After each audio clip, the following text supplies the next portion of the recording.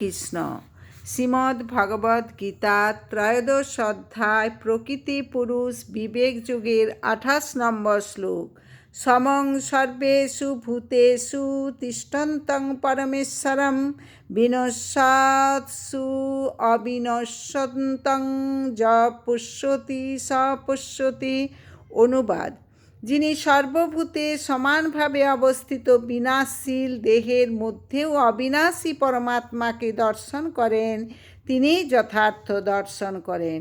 তাৎপর্য: সাধুসঙ্গের প্রভাবে যিনি দেহ, দেহী বা জীবাত্মা ও জীবাত্মার বন্ধু এই তিনটি তত্ত্বের সমন্বয় দর্শন করতে পারেন, তিনিই যথার্থ জ্ঞান লাভ করেছেন।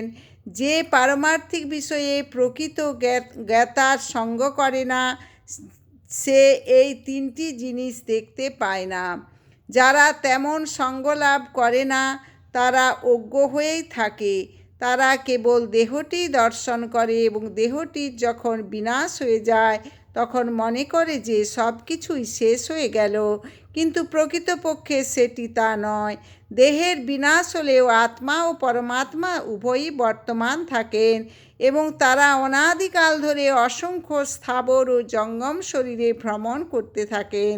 পরমেশ্বর এই সংস্কৃত শব্দটিকে কখনো কখনো জীবাত্মা বলে অনুবাদ করা হয়, কারণ আত্মা হচ্ছে দেহের প্রভু এবং দেহের বিনাশের পরে সে অন্য একটি রূপ গ্রহণ করে, এভাবেই সে হচ্ছে প্রভু।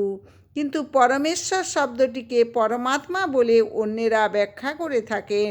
দুটি ক্ষেত্রেই পরমাত্মা ও জীবাত্মা উভয়ই থাকেন, তাদের বিনাশ হয় না। এভাবেই তিনি দর্শন করতে পারেন, তিনি প্রকৃতপক্ষে কী ঘটছে তা বুঝতে পারেন। হরে কৃষ্ণ কৃষ্ণ কৃষ্ণ হরে হরে, হরে রাম রাম রাম হরে হরে।